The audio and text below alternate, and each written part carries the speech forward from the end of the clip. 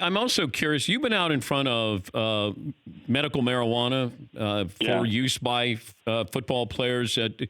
I can't help but think of Ricky Williams if he was playing in today's game, Chris, because back then he just said, "Look, I want to have marijuana. I need it." Now we're looking at allowing players to do it. Where are we headed? Well, we should be headed to a place where we allow players to enjoy what I would, not even call a drug. It's far less dangerous than guzzling a fifth of alcohol and going out after a game.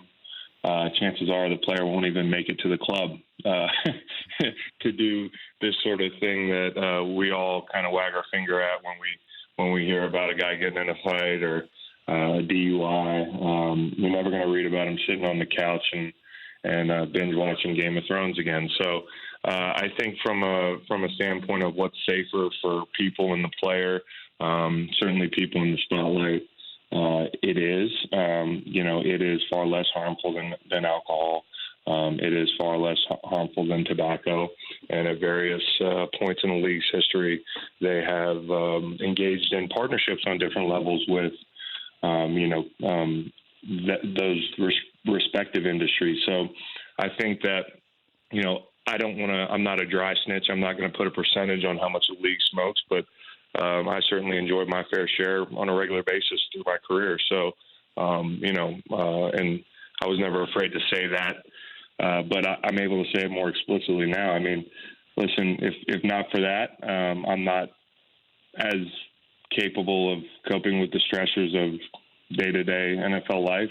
A lot of guys get a lot of pain management out of it. But what about testing, though, Chris? Toradol did more pain management for me. I think the testing is arbitrary. The league, speaking plainly, knows damn well what they're doing. I mean, testing players once a year for street drugs, which is a terrible classification for, marijuana, is kind of silly because, players know when the test is. We can stop.